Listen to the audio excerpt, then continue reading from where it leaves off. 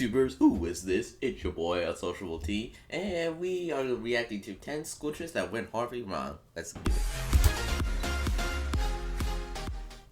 Hey guys, what's up? It's Charlie here, and today we're going to be looking at 10 school trips that went horribly wrong. We all loved field trips at school. It really didn't matter where you went, it was just better than being stuck at school. But these students would rather be in class because their school trips ended up going horribly wrong, and in some cases changing their lives forever. Before we begin, be sure to click the subscribe button and the bell icon too.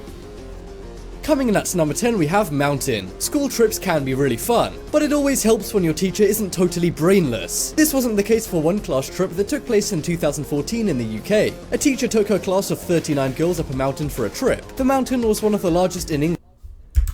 39 girls. Okay. Which meant only people who were serious hikers should go up it. But despite the mountain being 2,500 feet up in the air, the teacher thought it would be fine for the girls to wander up there in skirts and sneakers. They soon found this to be impossible and freezing cold, but that's not all. The teacher had also forgotten to take a map or compass with her. It soon got dark and they became lost and were stranded up in the mountain before finally calling 911. A mountain rescue team soon found them wearing old garbage bags as they were so cold. Thankfully they were rescued, but it doesn't change the amount of danger this dumb teacher put those kids in. I'm not sure if she got fired or even sued by one of the kids' parents, but at the very least she shouldn't be allowed near any mountains ever again.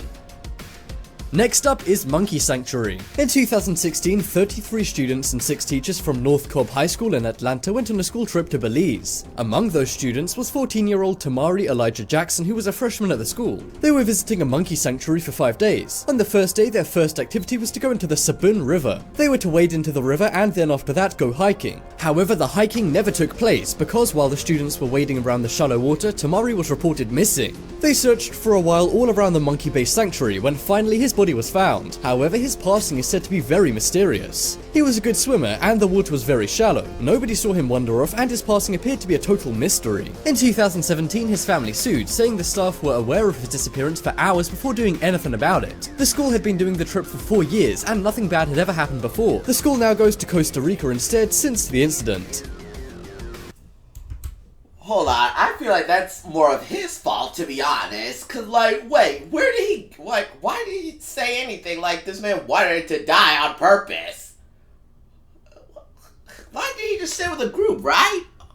Next up is Morgue. Field trips are usually to fun, inspiring places to get kids excited about learning, or just a theme park to bribe the class to be quiet. However, back in 2010, a New York school thought it would be a great idea to visit the local morgue. For those who don't know, the morgue is where bodies are stored after the people have passed away. So the high school took a group of students to Staten Island Morgue. Now that's already creepy, but I guess it did give them a better understanding of science. They saw many odd and scary things, but the cherry on top of the cake was a brain in a jar. The kids were fascinated by it and asked the tour guide for more information about it. She said it was a brain floating in formaldehyde that they use to keep brains fresh so they can examine and experiment with them. However, one student turned the jar around and saw a name tag that sent a chill down their spine. The name on the jar was of a student that went to their high school before they were involved in a terrible car collision months earlier. Of course, the kids on the trip told the entire school and word quickly spread to the kids' parents. They were furious as they'd barely gotten over it happening in the first place. But what's more, they weren't even told nor had they given permission for the medical examiner to do this. It really makes you wonder how many other people they secretly did this to as well. The parents sued the medical examiner for $1 million for doing this, and I have to say, rightly so.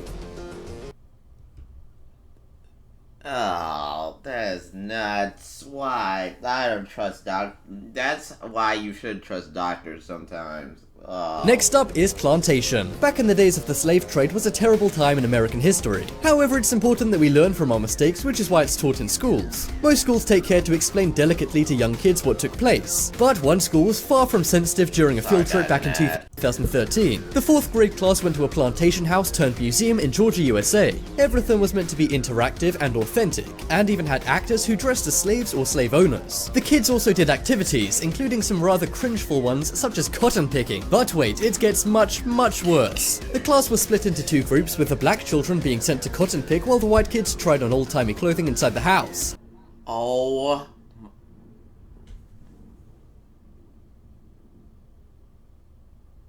I'm sure the Plantation Museum employees didn't mean to be offensive, but talk about an ill-advised activity. I'm guessing they were trying to recreate how the old times were, but they really didn't think it through. Suffice to say, the parents and some of the kids were not happy, and the school and Plantation quickly apologized. At least nobody passed away on this trip, but it must have been pretty uncomfortable.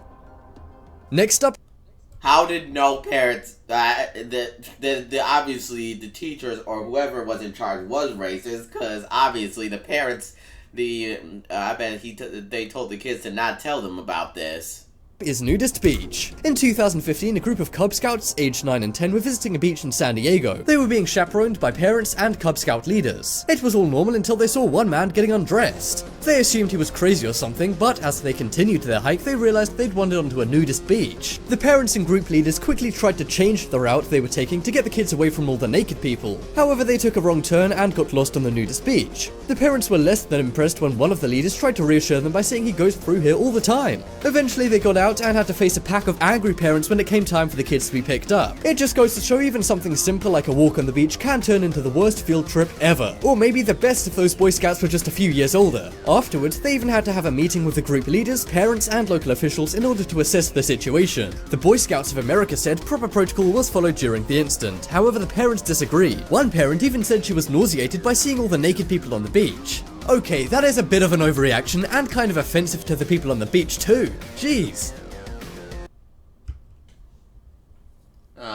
So, how do we make a wrong turn? This reminds me of the episode on Stoked, right? When, this time there was only just two guys that thought they were in the nudist beach. Next up is water park. You have to watch the show, like how that really happened. Some of these trips sound a little boring and educational, like going to an old plantation or a morgue. However, going to a water park during school time sounds fun and is perhaps every kid's dream. However, in 2015, a class of kids from the UK went to Barcelona, Spain and visited a water park. The teachers told them all to use sunscreen as the temperatures were near 40 degrees. The teachers offered them Factor 50 cream, however the kids, being kids, didn't want this. Thanks to this, 4 kids were sunburnt so badly they had to go to hospital. 15-year-old Connor Pritchard had to spend weeks in hospital since the trip. However, believe it or not, the parents were mad at the teachers about this. The teachers said they told the kids to apply sunscreen, but of course couldn't do it themselves. If your kid burns themselves at a water park, that's not the teacher's. Hold on, how can you not just put...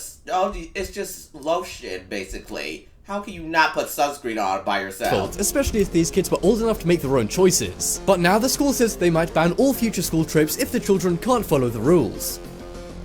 Next up is beach. One day in 2015, a Texas school went on a field trip to a beach. Now that sounds nice enough, however, as kids sometimes do on beaches, one went missing. It was a 12-year-old girl named Samira Carlon. Despite being at the beach with 19 classmates and 2 teachers, she went missing while swimming. She was fairly far out to sea, standing on a sandbank with a teacher and several other female students. Some of the other kids began to get scared by the waves and being fairly far out in the sea, so one teacher brought them back to the shore. However, when they were back at the shore, they turned around and didn't see Samira. Rescue teams, the police and Coast Guards searched for 4 hours before her body was finally found. Her mom was spotted at the beach devastated, as anyone would be. The next day, the students wore blue into class, which was Samira's favorite color, and many students also wore bows to commemorate her. This is one of the saddest and worst field trips ever. Not to mention, the teachers really should have kept track of what all of their students were doing if they were going to take them so far out to sea. Just all stay in a Next up is movies. Watching a movie doesn't sound like a bad school trip, right? I mean, the movie theater is overpriced and sticky, but it's not all that bad. Well, once you hear about this field trip in context, your mind will change. One day, the Dallas Independent School District transported 5,000 boys from various schools in the Dallas area to a movie theater to see Red Tails. Red Tails is an inspiring movie about black men overcoming barriers in the military due to their race. But what about the girls, you might be asking? Well, they had to stay in school and watch Akilah and the Bee, which is all about a black girl competing in a spelling bee. The school board meant well, they were just trying to empower black students and teach them some black history. However, the segregation of boys and girls made parents pretty mad. Women in the military also got mad too, and don't even get me started on black women in the military. The district defended themselves, saying the movie theater couldn't hold all the students. However, there was just too many holes in that excuse.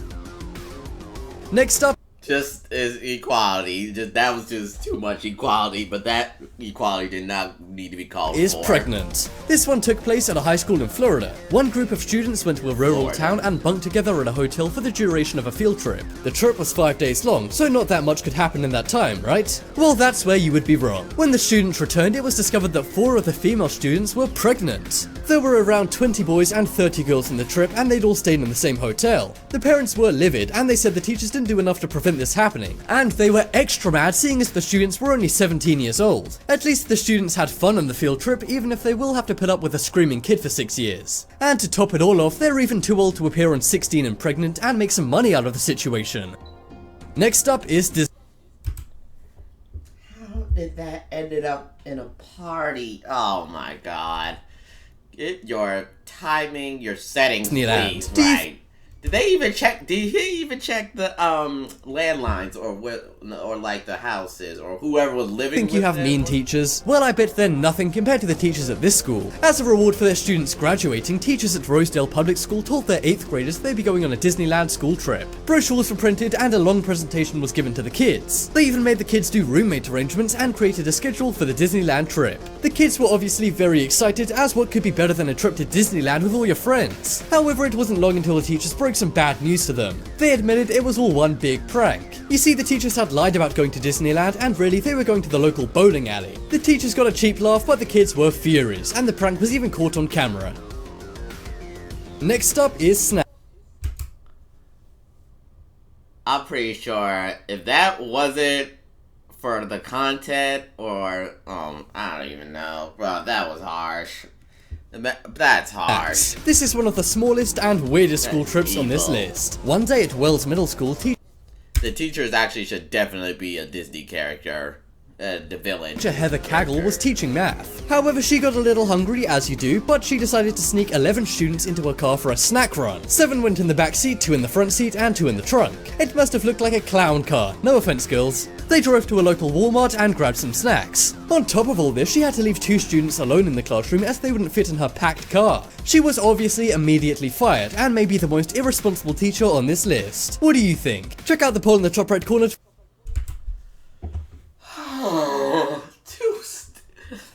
Because they wouldn't fit in the car.